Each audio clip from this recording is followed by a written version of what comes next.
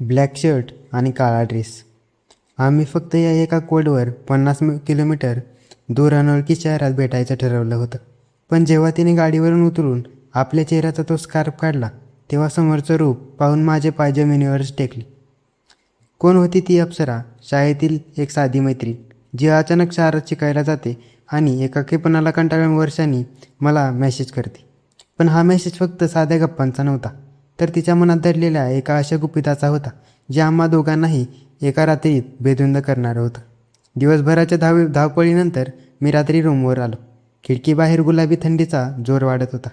अचानक मोबाईलची रिंग वाजली. स्क्रीनवर एक अनोळखी नोटिफिकेशन होतं. स्नेहल नावाच्या एका मुलीची फ्रेंड रिक्वेस्ट. मी आधी विचार केला की सोडून द्यावं म्हणून ती रिक्वेस्ट कॅन्सल केली. पण नंतर मनात विचार आला, स्नेहल हे नाव तर माझ्या मनाच्या कोपऱ्यातील आठवणीत कुठेतरी दडलेलं होतं. हो, ती माझी शाळेतली मैत्रीण, 10वीची तीच देखणी मैत्रीण तर नसेल. मी तिला मेसेज केला आणि विचारलं, स्नेहल तूच ना? तिचा लगेच रिप्लाय आला, हो आदित्य मीच. ओळखलंस तर शेवटी. तिच्या त्या पहिल्या मेसेजचाच एक वेगळाच उदासपणा जाणवत होता. आम्ही दोघे शाळेत असताना खूप चांगले मित्र होतो, पण 10वीनंतर ती शिक्षणासाठी बाहेरगावी गेली आणि आमचा संपर्कच सुटला होता. त्या रात्री आमचं बोलणं सुरू झालं.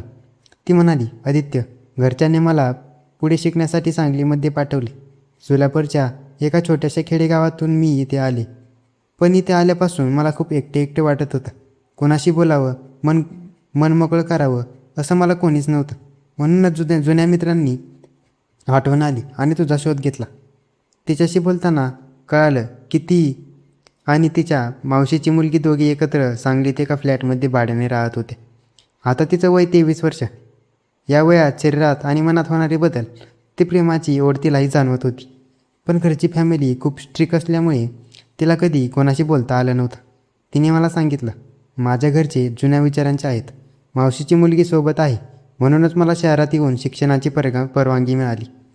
ती खूप सभ्य आहे, पण आत्ताच्या काळात कोणी एवढं सभ्य नसतं आदित्य. तिचं इंस्टाग्रामवर एका मुलासोबत बोलणं चालू होतं. मी कितीतरी वेळा तिचे चॅट्स बघितलेत. तिला तसं करताना बघून माझ्याची मनात अस्वस्थता निर्माण होती. मी किती दिवस माझ्या भावना कंट्रोल करणार? कॉलेजमधली मुलं नेहमी माझ्यावर लाईन मारतात, पण मला त्या कोणावरही विश्वास ठेवता येत नव्हता. मग मला फक्त तुझ्याशीच बोलायचं होतं. त्याच्या या प्रामाणिकपणे कबुलीने माझ्या मनात तिच्याबद्दलची ओढ आणखीनच वाढली होती. तिचं हे गुपित आता फक्त माझं झालं होतं. आमचं हे बोलणं पुढचे 6 दिवस सलग चाललं होतं. ती इमोशनली माझ्याशी खूप अटॅच झाली होती. तिला रिलेशनशिपच्या जाळ्यात अडकायचं नव्हतं, पण आयुष्यातील तो विशेष खास जाणीव तिला अनुभवायचा होता. जेव्हा तिने माझ्या डोळ्यात पाहिलं तेव्हा कळालं की जगातील सर्वात सुंदर भाषा ही मौन असते. एक दिवस ती म्हणाली, आदित्य मला तुला भेटायचं आहे. या सगळ्या गोष्टी मला तुझ्यासोबत अनुभवायच्या आहेत. तू कधी फ्री असशील? आम्ही भेटायचं फिक्स केलं. तिने कॉलेजमधून इंडस्ट्रियल व्हिजिट असल्याचं कारण घरी आणि बहिणीला सांगितलं. तिच्या आणि मावशीच्या बहिणीचे प्रोजेक्टचे सब्जेक्ट वेगळे असल्यामुळे दोघी एका वेळी बाहेर पडू शकत नव्हते. त्यामुळे बहिणीला संशय येण्याचा प्रश्नच नव्हता. आम्ही ठिकाण फिक्स केलं. मी तिला घेऊन सोलापूर सांगलीच्या परिसरातून दूर 50 किलोमीटर लांब कोल्हापूरच्या दिशेने जायचं ठरवलं. तिथल्या एका हॉटेल मालक माझ्या ओळखीचा होता, त्यामुळे सुरक्षिततेचा प्रश्नच नव्हता. तिनेही हॉटेलच्या खर्चाची तयारी दर्शवली. आमचं आधीच ठरलं होतं की ओळखायला सोपं जावं म्हणून ती काळ्या रंगाचा ड्रेस घालून येणार होती आणि मी काळ्या रंगाचा शर्ट. ठरवलेल्या दिवशी मी गाडी घेऊन हायवेच्या कॉर्नरला थांबलो. तिथून एक मुलगी ST बसमधून खाली उतरली. तिच्या अंगावर काळा ड्रेस होता आणि तोंडाला स्कार्फ बांधला होता. मी डोक्यावर हेल्मेट घातलं होतं आणि मला ब्लॅक शर्टमध्ये होतो. ड्रेस कोडवरून तिने आता मला ओळखलं होतं. ती धावत आली आणि थेट माझ्या गाडीवर येऊन बसली. तिच्या येण्याने माझ्या गाडीचा वेग आणि माझ्या हृदयाची धडधड दोन्ही एकदम वाढलेच होते. आम्ही शहराच्या गजबजातून बाहेर पडून एका शांत हायवेला लागलो. एका छानशा हॉटेलजवळ मी चहा पिण्यासाठी गाडी थांबवली. तिने गाडीवरून उतरून हळूच आपल्या तोंडाचा स्कार्फ काढला आणि मी माझं हेल्मेट काढलं. जेव्हा मी तिचा चेहरा पाहिला, मी 2 मिनटं स्तब्ध झालो होतो. एकदम शॉक. स्कार्फ बांधल्यामुळे तिचा चेहरा थोडा लाल पडला होता, पण ती इतकी गोरीपान आणि अतिशय देखणी आणि अप्सरेसारखी दिसत होती की तिच्या लावण्याने मला घायाळ केलं होतं. तिचा तो सडपातळ बांधा, ती चालढाल आणि डोळ्यातील चंचल चमक पाहून मी हरवून गेलो होतो. तिने माझ्या चेहऱ्यासमोर हात हलवला आणि मिश्किलपणे हसून विचारलं, आर यू ओके? मी फक्त एवढंच बोलू शकतो, यस. माझ्या संपूर्ण आयुष्यात मी इतकी सुंदर मुलगी कधी पाहिली नव्हती. ती माझ्या गाडीवर येऊन मागे बसली होती. हे माझ्यासाठी स्वप्नवत अनुभवासारखं होतं. मी तिला गाडीवर बसल्यावर 2-3 वेळा विचारलं, स्नेहल, तू या सगळ्या गोष्टीसाठी तयार आहेस ना? काही अडचण तर नाही ना? तिने माझ्या पाठीवर हलकासा हस्तस्पर्श केला आणि म्हणाली, मी तयार आहे आदित्य. मलाही या गोष्टी आयुष्यात एकदा तरी फील करायच्या आहेत. तू टेन्शन नको घेऊ. तिच्या या शब्दांनी माझ्या शरीरात जणू वीज संचारल्यासारखं झालं होतं. पण मला माहीत होतं की पुढचा प्रवास आमच्या दोघांच्याही आयुष्याला एक नवीन वळण देणार होता. आम्ही कोल्हापूरच्या त्या हॉटेलमध्ये पोहोचलो. नेहमीप्रमाणे काउंटरवर ओळखीचे मालक होते. त्यामुळे आम्ही आमची ID कार्ड दिली आणि थेट रूमच्या दिशेने गेलो. रूममध्ये पाऊल ठेवताच बाहेरची सगळी दुनिया जणू नाहीशी झाली होती. तिथे फक्त एक भयान शांतता आणि आमच्या मनातील उत्कंठा होती. आम्ही रूममध्ये गेलो. हातपाय धुवून फ्रेश झालो. स्नेहल बेडच्या कोपऱ्यात थोडी शांत बसली होती. तिच्या मनात थोडी हुरहुर आणि थरकाप होता. मी हळूच तिच्या जवळ गेलो. तिच्या पाठीवरून तिचा तो मऊशार हात आणि रेशमी पदर बाजूला सारत मी तिच्या मानेवर हात ठेवला. माझ्या स्पर्शाने तिच्या अंगावर अचानक शहारे आले होते. मी तिला हळूच आपल्याकडे ओढलं आणि एक घट्ट मिठीत घेतलं. एक असं आलिंगन ज्यामध्ये आमची 2 शरीरं नाही तर 2 आत्मे एकत्र होते. शब्दांनी जे सांगता येत नव्हतं ते आता एका घट्ट मिठीने सांगून टाकलं होतं. तिनेही मला तितक्याच ओढीने घट्ट कवटाळलं. तिचे लयबद्ध श्वास माझ्या छातीवर जाणवत होती. जवळजवळ 5 मिनिटं आम्ही त्या एकांतात एकमेकांना मिठीत धरून ठेवलं होतं. त्यानंतर तिने हळूच आपला चेहरा वर केला. आमच्यात नजर झाली. तिच्या बोलक्या डोळ्यांमध्ये एक वेगळी झुंदी आणि मादकता दिसत होती. आणि तिथून सुरू झाला आमच्या आयुष्यातील तो प्रेमाचा अनोखा प्रवास. आम्ही एकमेकांच्या ओठांच्या जवळ आलो आणि चुंबनाचा तो वर्षाव सुरू झाला. हॉटेलच्या त्या एकांतात बाहेरील जगाचा संपर्क पूर्णपणे तुटला होता. स्नेहल माझ्या मिठीत असताना तिची ती धडधड माझ्या छातीला स्पष्ट जाणवत होती. ती फक्त माझी 10वीतली मैत्रीण राहिली नव्हती, तर या क्षणी ती एक अतिशय देखणी सौंदर्यवती म्हणून माझ्या समोर आली होती. मी हळूच तिच्या मिठीतून स्वतःला थोडं मागे घेतलं आणि तिच्या चेहऱ्याकडे पाहिलं. तिच्या बोलक्या डोळ्यात एक अनामिक नशा होती. तिचे ते थरथरणारे ओठ बरंच काही बोलू पाहत होते, पण शब्दांऐवजी फक्त सुस्कारे बाहेर पडत होती. त्यामुळे त्याने हळूच तिची बोटं कानामागे सारली आणि त्याच्या बोटांच्या स्पर्शाने तिच्या अंगावर शहारा आला. माझ्या बेदार आणि हट्टाकट्टा शरीराचा पडलेला तो विळखा तिला एक वेगळ्या सुरक्षिततेचा आणि प्रेमाचा आभास देऊन गेला होता. मी माझ्या हाताची बोटं तिच्या रेशमी आणि मऊशार केसांवरून फिरवली. तिच्या केसांमधून येणारा तो मोगऱ्याचा सुगंध मला अधिकच बेधुंद करत होता. मी हळुवारपणे तिची हनवटी वर उचलली आणि आमच्या नजरा पुन्हा एकदा भिडल्या होत्या. तिने लाजेने आपले डोळेही गच्च मिटून घेतले, पण तिच्या गालावर उमटलेली ती गुलाबी लाली तिच्या मनातील उत्कंठा स्पष्ट करत होती. माझ्या ओठांचा स्पर्श जेव्हा तिच्या कपाळावर झाला तेव्हा तिच्या संपूर्ण शरीरात जणू वीज संचारल्यासारखं झालं. ती अजूनच माझ्याजवळ आली. तिने तिचे नाजूक हात माझ्या खांद्यावर ठेवले आणि हळूच माझ्या शर्टची कॉलर पकडून मला स्वतःकडे खेचलं. त्या क्षणी खोलीमध्ये फक्त आमच्या लयबद्ध श्वासांचा आवाज घुमत होता. आमच्यातलं अंतर इतकं कमी होतं की मला तिचे शब्द नाही तर तिचे श्वास ऐकू येत होते. माझा रांगडा स्पर्श तिच्या पाठीवरून फिरत होता. तिचा तो सडपातळ बांधा आणि कांचनकांती रूप कोणत्याही पुरुषाला मदोष करेल असंच होतं.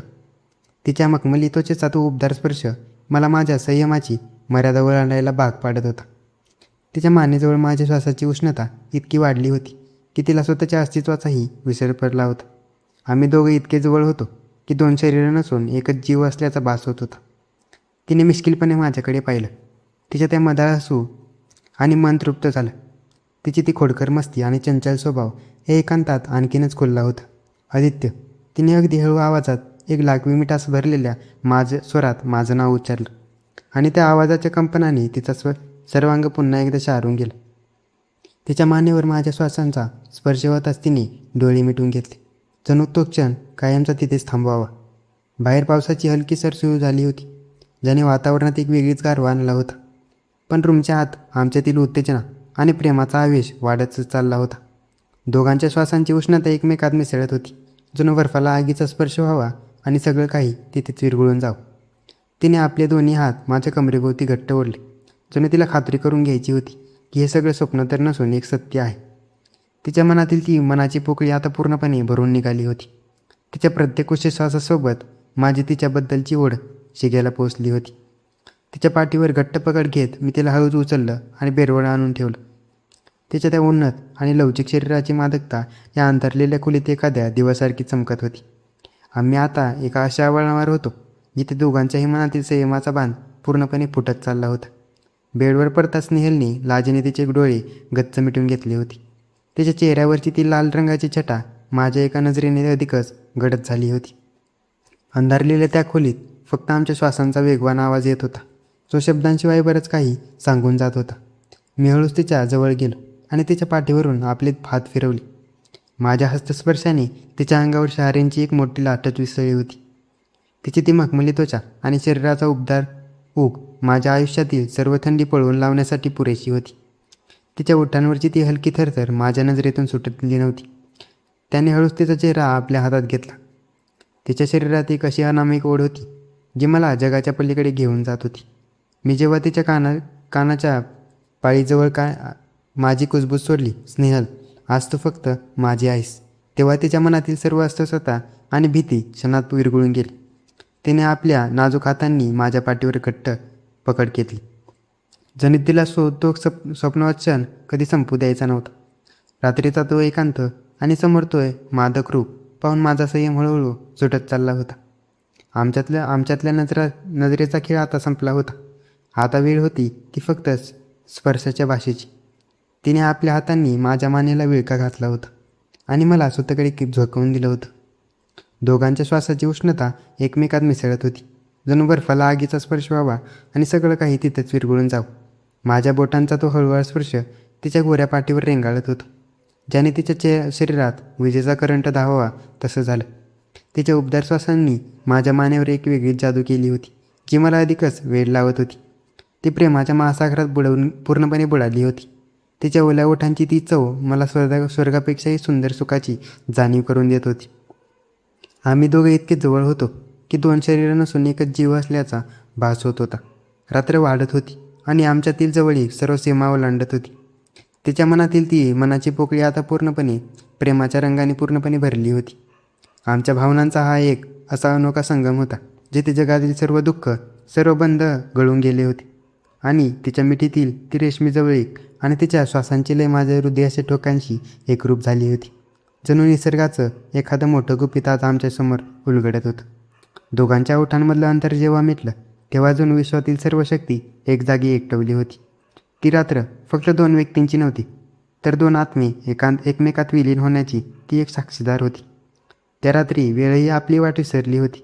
आम्ही दोघं एकमेकांच्या बाहू पूर्णपणे मदोष आणि बेबाम झालो होतो. तो अनुभव आमच्यासाठी निव्वळ स्वप्नवत होता.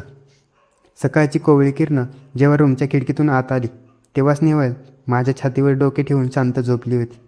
तिच्या चेहऱ्यावर एक नितांत सुंदर तृप्ततेचं मदाळ हसू होतं. आम्ही आमच्या प्रेमाचा एक असा प्रवास पूर्ण केला होता ज्याची गोड आठवण आमच्या मनाच्या कोपऱ्यात आयुष्यभर ताजी राहणार होती.